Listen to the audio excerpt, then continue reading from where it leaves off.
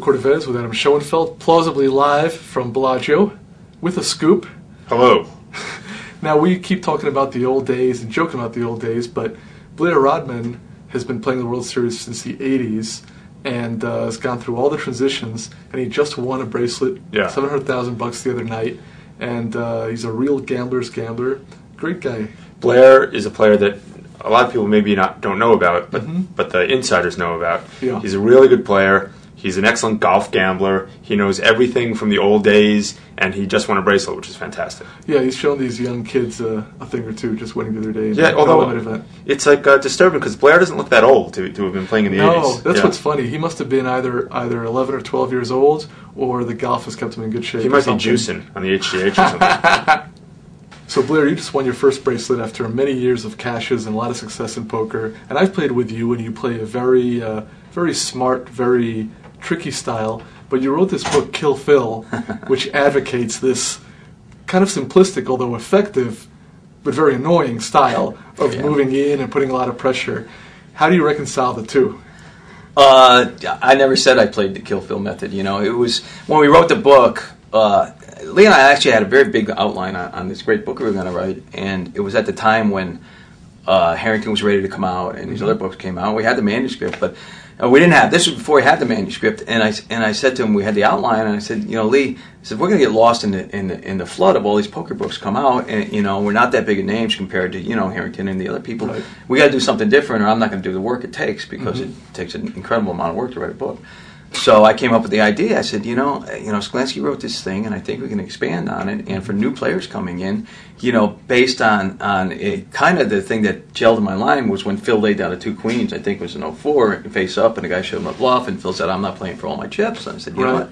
That's perfect. Players don't want to play for all their chips. So let's take someone who's never played before, a complete rookie, and give him a chance by making guys do things they don't want to do. And Phil said that he lays down queens or kings, even if he knows the other guy has sevens, because that's not a big enough edge for him. Yeah, I know. Which is, it plays right into it. And the name kind of fell on our lap, which I love. That's insane, and that's why Phil hasn't had any success at the World Series of Poker. And I'll tell you, Phil has adjusted. Phil is great enough to adjust, and he realized that he couldn't keep doing that. And he's done, the game's changing, and it changes rapidly. And it's come back almost full circle to where playing tight is right now. Right. Because everybody thinks that you're playing loose aggressive. If you have a hand in late position, no one ever gives you credit for a hand. But you think that Phil consciously has now adjusted to the fact that people are taking shots at him and that he has to readjust to what they're doing. Yeah, he has. When Phil says, I sit there and wait for him to give me my money, that's what he does. And he does, and they do. And they do it, and if you play, they'll do it for you too, a lot of these newer players. If you wait on hands now, you'll get them paid off. I've wondered about Phil because it seems that, with laying down a lot, you're inevitably going to get short, and then you have to play a hand, and now one beat and you're out. But obviously he knows something I don't know because he keeps winning. I mean, it's amazing. He's been winning for 20 years. Well, when he takes the beats, he's out. But when he doesn't take the beats, you get paid off. Now, once you double up once, you can afford to take a beat. You're right back. Right. You win 2 or 3 or 4 in a row, and then you got some chips to mess around with and put, turn the tables and put the pressure on the other guys. For people who haven't read the book, David Sklansky originally described a strategy that he'd given to a new player who was playing a tournament for the first time, and he told her, if you get 2 face cards or if you get a pair, basically I'm making it even more simple, but you just move in, you just keep putting pressure on these guys, and by the time somebody plays back at you, you'll have won so many small bets and so many blinds that you'll have enough chips to withstand the beat, and if you actually draw out on them, you'll have even more chips. And he called this the system. But you wrote a whole book in which you really expanded on that and put some more subtleties into it as to what hands to play and what situations and what positions. And it seems like a very effective, almost frighteningly effective system. And I say frighteningly effective because most players want to play post-flop if they feel they have an edge, and it's very, very frustrating when you're in an event like the main event, we're all playing it right now, where someone at the table is moving in for 20,000 in chips when the blinds are still 100 and 200. Yeah. What can you do against it? You don't want to call with 2 jacks. Yeah, it is. I don't like it at all. It's frustrating. Every time somebody moves in, they stare at me. I'm like, but it was going to happen anyway. It was going that way. And Harrington's second book did it, in late, for good players, it's stuff that's effective late in the tournaments when what we call the moving stage is up anyway. And it gives you a guideline, which, needs to be tweaked a bit now because people call more than they used to. Right. But, it was effective and it's hard. I mean, we had guys doing it the other day and it changes. I talked to Gavin Smith about it, and he said he loves to get in there and raise every pot and make those little raises. And I asked him, what if you got a kill Phil player that's going to move in on? And he says, I got to stop doing what I'm doing. So one player totally ruins one your player style. can put him right off your game. If you're playing small ball, that goes out the window when someone starts moving in on you. If you're you a playing like lot. Daniel or Gavin or anyone who wants to play, I mean, I like to play that way. That's a terrible it is opponent. Terrible. It points again to No Limit's not the best game. Pot Limit's a better game. Or Pot Limit pre-flop would be a much better game, and then No Limit after the flop, because then you don't have all. It really ruins late stages of No Limit tournaments. Something people have been saying for a while, which is if you really want the main event to be the barometer of skill, Pot Limit would be a better game than No Limit, and for years, the conventional wisdom was, well, No Limit's going to die off. The good players always win. No one wants to play. It's boring. You just sit there waiting, and then there's a big pot. If people start playing Pot Limit, they might realize it's a lot more fun. There's a lot more action on every street. And the conventional wisdom is, well, people want to play No Limit. They want the drama. Maybe TV wants the drama. But I wouldn't be surprised if people started just giving Pot Limit a chance and realized there's so much more to that. Not maybe twice as much more, but there's so much more play on every street that it's a lot more interesting. I agree with you, but it'll never happen because TV likes to see the all-in. That's it in a nutshell. Could you imagine with the dealers we have in the current tournament keeping track of pot size? Yeah. I mean, the players would have to run the game, which they essentially do now. But I honestly think Pot Limit pre-flop and No Limit after would be the best game. Well, that's interesting. Make people play with 5 cards out there instead of 2, and it just adds a complete dimension to the game. Actually, that's a great point. Yeah, and then just eliminate the crazy all in before the flop, and then after the flop, by then we wrote that in the book. I wrote it in the epilogue. I said, if everyone adopted Kill Phil, what if everybody just moved in every hand? What would happen to poker? So if you make it Pot Limit pre-flop, now you got some poker playing going on. Well, that is what we see in the World Poker Tour, like final tables, because of the structures. It is just all Kill Phil. Yeah. Just on a tangent, when in the rebuy tournament, right towards the end of the rebuys, it looks like it's going to be the last hand before the end of the rebuys. The guy to my left, while the dealer is still shuffling, says, "Hey, if it folds, we're in the blinds. If it folds to us, let's just go all in blind." Yeah. And I was like, you can't agree to anything in advance in poker. That's funny. And he's like, "What?" He was horrified that I was calling. Yeah. That's shocking. You just said, Doyle, we're not. Listen, Doyle, Phil, Chow, you can't do that. Yeah. You got to play a little poker. Now, you mentioned how much poker's changed, and people may not realize. I mean, we always kid around about being the old timers and playing with, the old legendary guys from the 70s, but you were playing in the World Series back in the late 80s. Early 80s, 90s, actually. early 80s. I think I played in 82. I think that was when I first From the played. 80s, Wow. 90s. I mean, you really were playing, not just back in the Binions days, but when it was like the gang of guys who knew each other and who weren't just playing poker, but doing all sorts of gambling. It was the greatest. The World Series was the greatest thing in the world. It was only like 14 or 17 days, and you knew everybody. And I used to sit there and look. I said, this is where all the gambling money, all the legal card games, the sports book, the bookies. This is where most of that money's in this room right now. All the money funneled to that one convention. Yeah, and everybody, and everybody's a character, and it was fun, and I couldn't wait for it. I started just 6 months before the World Series. I can't wait for this thing to come. Now I say, oh my God, it's coming again. I sort of dread it, which is sad. It's not the same thing. It's terribly It's sad. great. The money is great. I mean, you won over $700,000 in a tournament. Yeah. You're not going to complain about that. No. But it's not what it used to be. But also, it wasn't just poker players, it was gamblers. This was like the gamblers convention, guys who bet on sports, guys who booked sports, guys who played golf for money, guys who just did prop bets for money. Yeah, the golf was the best part, and it was in the spring when it wasn't 115 out. Now we've moved it to the summer so they can fill the rooms in the summer. And, it's torture out there. You can barely play golf. I mean, I'm writing a... Just ask Eric Lindgren. Yeah, I know. What do you think of that? Play him. What do you think? That's incredible. I mean, Huck bested him when he did it. He did it 5 times at Reflection Bay, which is an even harder golf course to walk. And but it's pretty incredible. I mean, it's for people that don't know, Eric Lindgren had a prop bet about a week ago, which consisted of shooting 4 rounds under 100.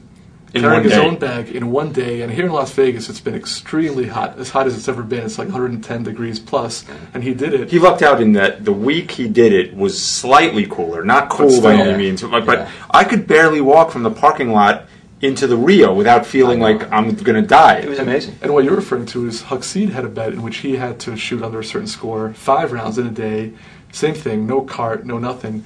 And as I heard it, the first, and he couldn't abandon any round. I mean, he had to finish every round and start the next. The first round, he shot it. over by 1. Oh, so he had to play 4 So additional rounds. he had to do 5 additional rounds. He So ran the ended last up doing- round. He ended up doing 6, and he had to Oh run the my last God. one while darkness was setting in. Yeah, I mean, Huck was, that was, you know, what Eric did was pretty amazing, but Huck was incredible. I mean, stuff he did in those bets. I was mean, just phenomenal. Eric was putting himself in serious physical peril. I mean, you could really hurt yourself doing that Yeah, in you this sure heat. could. You sure could. Adam and I have actually talked to a couple people. Mike Sexton was here, and we also were joking about golf betting. And one cool thing is a lot of these young guys have really gotten into the golf betting. And we've also heard some bad stories about how some people don't understand all the ins and outs of setting up matches, paying off matches. But even setting that aside, I mean, from playing in the 80s, Doyle and Puggy and Dewey and kind of the atmosphere now that you're part of, has that been an even bigger change of poker, or has it kind of followed the changes in poker? Or? Yeah, you know, I mean, it's a kid's game anymore. You know, and like I said, the kiddie game's not down the street anymore. It's right there, and they don't understand. They don't come from a gambling background. Mm-hmm. You know, they're college kids, and they're kids who've grown up on computers. And that's why people have this misconception about golf. You know, you walk out and it's not golf. Golf's very honorable. I play amateur tournaments. I'm a very honorable golfer. Mm-hmm. But when it's golf gambling, it's no longer golf. It's gambling, and you need to understand the rules of gambling. And you know, And there are rules, but they're different. There are, but there are rules. And one of the rules is you stand on first tee. They're probably going to lie to you about their game. When we set our match and we shake hands, that's the match. Yeah. And then when I lose, I must pay. Yes, and if you're dumb enough to see, but within that there's another parameter. You know, if you and I are friends and we walk out on a tee and we're going to play for $50, I'm not going to lie to you.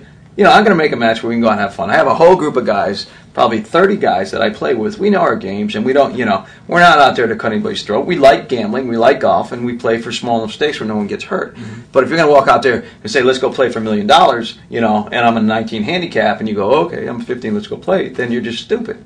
You know, then you better do some research because it's no longer a friendly game. It's now become a gambling game. There's no such thing as a friendly game for $2 million. No, and you better protect yourself. Right. And to not protect yourself is stupid.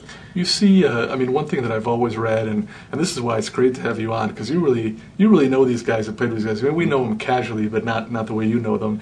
One thing that the impression I always got from Doyle, Dewey, Puggy, Mike Sexton, all these guys is that they want to get the best of it, but they also want action. They want to make a match. They want to do what it takes to generate some action, sometimes take the worst of it in order to set up the action for later on.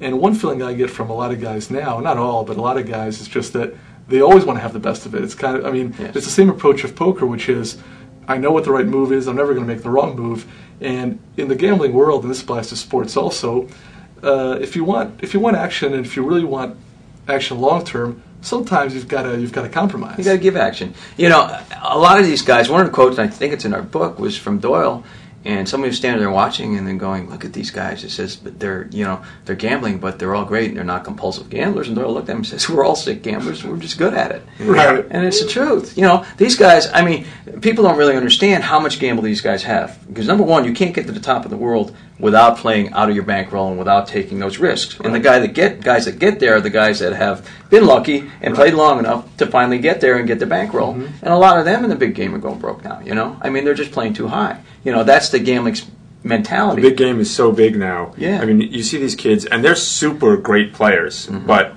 if you're playing 1,000, 2,000 no limit, what does your bankroll have to be? It has to be bigger than anyone's bankroll. Right. I've always played out of my bankroll because I'm not a grinder. It's boring to me. Mm-hmm. I always learned the different games. I always played higher than I could really afford because I like to gamble.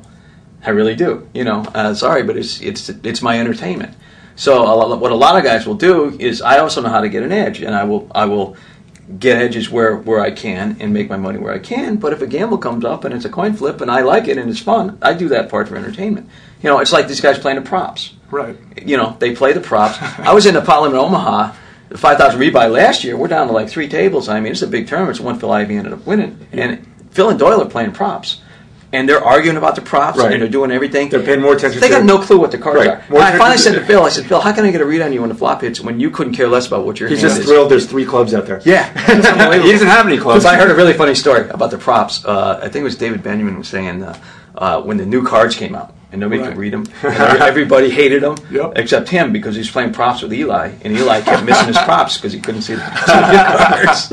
I mean, for people that don't understand, these guys are playing for millions of dollars either in the big games downstairs here at Bellagio or the World Series, and they have props on what cards come out, what suits come out, and sometimes it's for more money than the game itself, for hundreds of thousands of dollars. And keeping track of the props is so difficult that they almost need a secretary. If you don't call your prop, you don't get paid. They call it sleeping a prop. If you don't see your prop, Yeah. by the time the next flop comes out, you miss it. Yeah. And I think Eli had 6s and 9s in his prop or something like that, and he kept missing them. But they argue. I mean, you should hear them. The first time I saw it was Lyle and Phil Ivey were playing at the Commerce at the Invitational, and they're just arguing it back and forth. And Phil stuck like $250,000, and I was asking Lyle. He told me all about it, and he said they started doing it way back because they were bored, Right. Because they needed more action, even as high as those guys were playing. And it's developed over 25 years into what it is now, which is terrifically complicated and everything else. Right. But I mean, literally, they're gambling for more on the props Right. than they are on the poker. On high stakes poker, the producers had to make them stop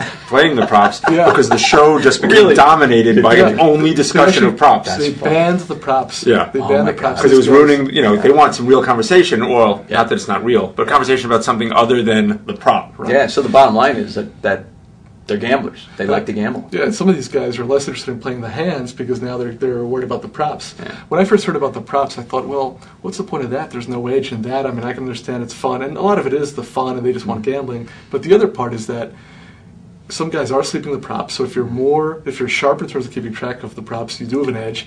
And the other aspect is if the props are impacting your game. Some guys are impacted more by the props in terms of how they play. Right. So that's an edge for the guys who can run the props and still play their best game. Or for the guys that don't get involved in the props and play the game. That'd be my approach probably. I have a hard enough time just reading the board in terms of the poker hands. Yeah. It's like, I thought I had really, straight. thinking about and that's all they think about. I mean, if you want to, if people want to think of poker players sit there and they're completely focused and they're watching every little thing going on, well, they're not. After a while, a lot of it becomes by rote, and a lot of it you soak up subconsciously. Right. And when you have your feelings are generally right, and there's two different approaches. Like you say, you got the math guys who will never take a bad bet and try to analyze everything, like David Sklansky, and then. You're Bill Chen, you're at David Sklansky, Adam Schoenfeld. And Bill obviously did very well, and it's a good approach. And his was kind of a systematic, mathematical approach, which is fine. Or you have people play like feel, like me and like Doyle and some of these old timers, where there's a bigger metagame going on, and there's a lot of stuff going on, and you're trying to manipulate people and find situations, and it works. I mean, it's good on both sides. There are good players playing both methods, which is great. I couldn't do the props at the World Series. I mean, maybe in a live game I might give it a shot, but in the World Series I'm already busy keeping track of who had the winning hand and dividing the pots because the dealers aren't doing anything. Yeah. So I'm worrying about my own game, and I'm making sure that the wrong guy doesn't get the pot in the split games. Dividing it up, 3/4. It's been a big job. I'm usually trying to just stay awake, but I'll tell you, it takes so much energy to try to run the game for the dealer that for the most part, unless no one else is doing it, and I have to, or I see things I can't let go, I have to do it. I just can't let it go. Jesus, I mean, we had dealers yesterday commenting on the action on prior streets, like these guys keep hooking up. Then he check raised them. I was like, I don't know what to do. This isn't the $30 noon tournament at the Orleans. No, it's just the championship of the world. Which is, doesn't feel like it over there. Yesterday, in the main event, a player asked how much is in the pot, and the dealer just stacked it all up and started counting it out. And I intervened and I said to the dealer, "You can't do that in no limit." And she's like, "Don't worry about it." So I said, "No, in pot limit that's fine. In no limit this is against the rules." And she's like, "Keep quiet." Yeah. And you told me you had a similar incident too, right? Yeah, the dealer had stacked the pot in no limit, and I made politely and quietly just said, knock it over, and then the dealer barked at me, I'm doing it as a courtesy. Yeah. And I was just like, floor, because now if I get into an argument with the dealer, I'm impacting the guys who are trying to play a hand, but they just don't. They have zero training. I played one of the horse events where we must have gotten maybe 3 Omaha 8 hands out in our half hour, because even with me, dividing up the pots and awarding them, it still took so long. You know, on a side note, at the Bellagio or in Jack McClellan's tournaments, you can ask for exact count of the pot and no limit, which to me is absurd. But it shows you the need for standardized rules. But that's one of his rules, and I think that's terrible. How interesting! Yeah, I guess that's a deviation. I was shocked from the TVA. I mean, I was shocked. This guy asked how much pot, and it was a huge pot, you know, this big with chips. And I said, you can spread the pot, you can't count it. And he says, no, you can count it. And we called the floor man, he went and asked Jack, he says, no, you can ask for counting time you want. I mean, I guess that's the internet filtering into the real world, because in the internet, of course, you can see the pot size, so they figure. But let me ask you guys a question. You know, I'm at the poker show over there, and I've seen them before, and I think that electronic tables are the future of poker. Oh, Blair, really I've talked about this several times on the show. That will be the greatest innovation.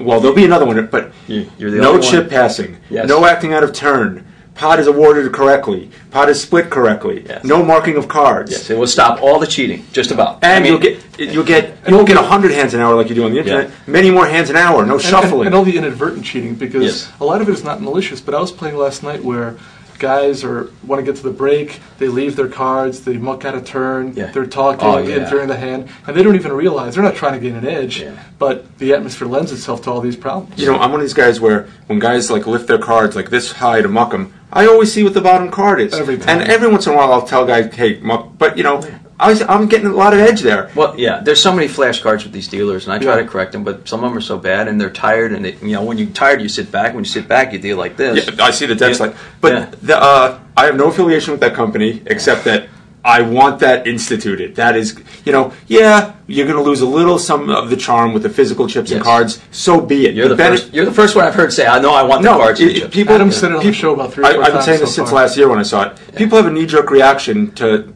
They don't like things that are new, but this will solve so many problems. Blair, when I was at a World Poker Tour final table on the World Poker Tour, we were pulling out badly thumbed cards every other deal. In the final 6 at a World Poker Tour. Well, if you watch my final table the other day, you know, I'm sitting there and I've always seen this. I mean, for years at the World Series, they stored the decks with, I think, the king of clubs on top, and every single king of clubs was like this. So now I'm looking, and I said, that ace of spades is warped. And, you know, thinking, well, no, it's not warped. Yeah, it is. How do you know? Well, I said, well, spread out 5 cards. I'll tell you where the ace is. I did it. So now Amato, who came in second to me, went crazy. And every time they brought out a deck, he says, I could see the ace. And we spent about half an hour. And we kept picking them out till they finally got us brand new setups, which why they wouldn't do for a final table, I don't know anyway. Oh, because there's not a lot of money at stake, so it's not worth a $10 deck. I had a dealer yesterday, again, in the main event. It's only for, only about a $60 million prize pool. And she held the deck. She didn't hold the deck flat. And when she cut the deck, she would never square it. So there was always one card that was over. So I said, and I was sitting on the one seat, I said, I can see that card every single time. And she just kind of dismissed it. So I said to the other guys, I said, well, she doesn't want to do anything. I'm letting you know I can see one card every time. And then I started calling it for a few times. I said, 6 of spades this time, 3 of hearts. And then I stopped because I made my point. And nobody cared. And then other guys were like, can you still see it? I'm like, yeah. I've done all I can do. Yeah. I mean, I can't blind myself. Just one more rant about this. So last night at my table, and now if there's 3 minutes left to go and you've been playing for 14 hours, okay, I could see one guy goes into a big stall because it's 3 minutes. The guys at my table were stalled for the final 40 minutes. Yeah.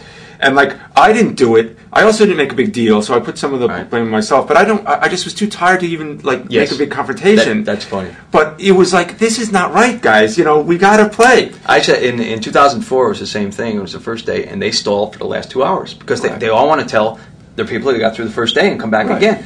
So the last thing, there was 13 minutes left, and the guy took the whole 13 minutes. And I was so tired, I got up and I just went. It's hard to fight at that point because it didn't matter. Oh my God! I can understand if the blind is approaching. You're kind of a short stack. They're going to redraw. Yeah. There's a strategic element, and as long as you don't abuse it, I can understand doing what's in your favor. But there's this phenomenon which is I want to make it through the first day, which is kind of an arbitrary. Yeah. I mean, I was fixing to bust a couple of guys in the last 40 minutes. You had them in your sights. I was fixing to get my 2 outers on them. I know. It's funny. The main event is like nothing, and it never has been. It's always been the greatest tournament ever. Right. Obviously you play it every week because there's so much dead money in there. But there's 2 things. Number 1 is things like that. Number 2, and I noticed this last year, the room's completely packed with people, and there's very little chip shuffling going on. Right. Because none of them are chip shufflers. I mean, they're internet guys or guys that never touched chips before. None of them know how to put the chips in the pot, for that matter. They just stack and they go. I know. I know. You can pick up a lot on, I mean, so quickly on who's an experienced player, who's not. But now you can be tricked because some of these guys don't know how to put the chips in the pot because they play on the internet. But they're great. And they're super sophisticated players. Yes. Right. So it used to be you could say, this guy's probably never played before. Well, Now he's played 10 trillion hands and won $1 million, but he's never actually physically touched the chip. Yeah, if they look like they're in high school, you gotta be careful. I'm fascinated by the fact that you were around in the 80s, in the old days. I want to know what Puggy and Johnny Moss would have thought of these electronic tables if you brought one out. Wow. The old-time guys, if you were a road gambler back in the 30s, 20s, 30s, and 40s, taking shots was part of the culture. It's part of the game. Puggy came and he'd laugh about it. He knew what he did, and he did what he did, and they almost all did it. And if they didn't know how to, if they didn't do it, they had to protect themselves against it. Right. So if you ask Doyle right now if he'd like them, probably not, because it's not tradition. But would it stop a lot of the stuff? Yeah. So, who knows who does what. But if Puggy was a young man and they brought out those little tables, he'd just figure out how to hack them. Yeah. He'd say, son, who's on this table and how do I get a hold of you? Yeah. They would put a crimp in him putting a stack of 18 or 19. Oh, yeah. He claims he paid for his house doing that. I'll tell you a great story. This is what a classic story. We used to play in the 80s. We used to play Potland in Omaha down at the Horseshoe every day. Greatest game in the world. And all the guys were old, and then the game died when they all died. They all died. It was a great game. Seymour and Harry Green and Indian Doc and all these guys. And they, unfortunately, it killed Potland in Omaha, and it never came back here. It went to Europe and, Tunica, but it never caught on in Vegas again, and it was too bad. But anyway, we were playing down there, and Puggy's sitting in the game, and this guy was in the game, and he had a stack of greens with a black in the middle of it, and didn't know it. He had a dirty stack. His son, sell me a couple stacks of those greens there. So he gives them to him, and he gets away with it. Well, Russ Hamilton's sitting there, and he sees it. And he's like, oh, man, this is great. So he goes out, and he goes to the bathroom, and he gets a black magic marker, and he takes $1 chip, makes it black, sticks it in his stack, waits a little while, gets that dirty stack, and Russ, sell me that $500 stack. Here you go, Pug. Pug runs it down and says, oh, no, baby. Right. It's very funny. The sale is done. No refund. Yeah. Blair, it's been a lot of fun having you down. Thanks, Blair. And congratulations Great job again on the bracelet. on You your deserved win. it. One Thanks. for the old timers. It's good to see a good player. Thanks. It really is. It's a relief, for one thing, because now I have it, and it's really kind of a validation for people. And now I don't have to torture myself trying to get a second one. Yeah. I really don't. I think it's fantastic that you were playing and you were, a top winning player, and when the fields had like 11 people, and now that the field is like 1,000 people, now is when you win it. Yeah, I didn't play that many tournaments in the old days, and nobody did. This story's been told before, but everybody used to laugh at Phil because he's running around playing every tournament trying to get bracelets, and we're playing all these cash games that are incredible. Yeah, you wouldn't even want to get out for the tournament. Phil has the last laugh, so it's a good thing. Blair, Good. thanks again. Blair. It's been a pleasure. Yeah, Join anytime. us on The Scoop tomorrow, and we'll have another great guest.